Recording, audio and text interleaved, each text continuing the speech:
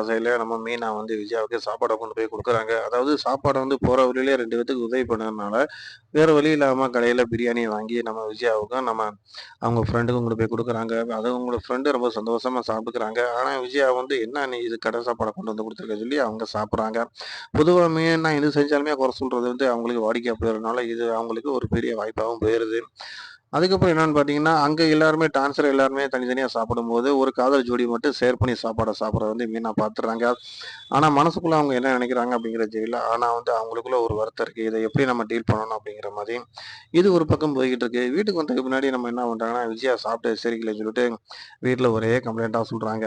அப்ப நம்மள வந்து மீனா வீட்ல செஞ்ச சாப்பாடு தானே உனக்கு குடுத்துச்சு அப்படின்னு சொல்லும்போது, "இல்ல மாமா வர வழியில 2 பேருக்கு ஹெல்ப் பண்ணாங்க. அவங்களுக்கு நான் குடுத்துட்டேன்.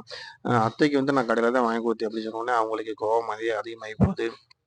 "என் வீட்டு சாப்பாட்ட நீ இப்படி வந்து அடுத்தவங்களுக்கு தானம் பண்ணலாம்" அப்படின்னு சொல்லும்போது, அண்ணாமலை சொல்றாரு, "தானத்திலே சிறந்தது அன்னதானம் தான். அது பண்ணல ஒண்ணும் தப்பும் இல்ல. இந்த குடும்பத்துக்கு மொத்தத்துக்குமே அந்த புண்ணியம் கிடைக்கும்" அப்படின்னு சொல்றாரு. "இல்ல நான் இது என்னோட வீட்டு சாப்பாடு" அப்படிங்கிறாங்க. "அப்படியெல்லாம் கிடையாது. மீனா, முத்து சம்பாரிக்கிறாங்க. அவங்களும் ஷேர் பணம் தராங்க. இது எப்படி உன்னோட சாப்பாடுன்னு மட்டும் உன்னால சொல்ல முடியும்? அவங்களுக்கு இதுல ரைட்ஸ் இல்லையா?" அப்படின்னு சொல்லி அண்ணாமலை சொல்றாரு. என்ன சொன்னாலும் கண்டிப்பா விஜயா புரிஞ்சுக்க போறதில்ல. அந்த பிரச்சனைய வந்து அவங்க அத பெருசு பண்ணிக்கிட்டே இருக்காங்க. மனோஜ் என்ன பண்றாருன்னா, அம்மாட்ட கூப்பிட்டு நைட் அம்மா இந்த மாதிரி எனக்கு ஒரு பேப்பர் குடுத்தாங்க. அதில பாரும்மா இந்த மாதிரிலாம் எழுதியிருக்கு அப்படின்னு சொன்ன உடனே, உன்னைய பயமுறுத்துறதுக்காண்டி யாராச்சும் ஏதாச்சும் பண்ணிட்டே இருப்பான்டா. ஏன்டா அதெல்லாம் நினைச்சு நீ கவலைப்படுற அப்படின்ற மாதிரிலாம் சொல்றாங்க. ஆனா வந்து மனோஜ் விடாம தொடர்ந்து பேசும்போத பார்த்துட்டு விஜயாவுக்கு பயமே குடுத்துருது. ஏன்னு கேட்டீங்கன்னா, இப்பதான் பிரியாணி சாப்பிட்டோம். ஒருவேளை எனக்கும் நம்மளுக்கு ஃபர்ஸ்ட்டு நெஞ்சு வலி வந்துருமோ அப்படின்ற பயம் அவங்களுக்கு ஏற்படுது.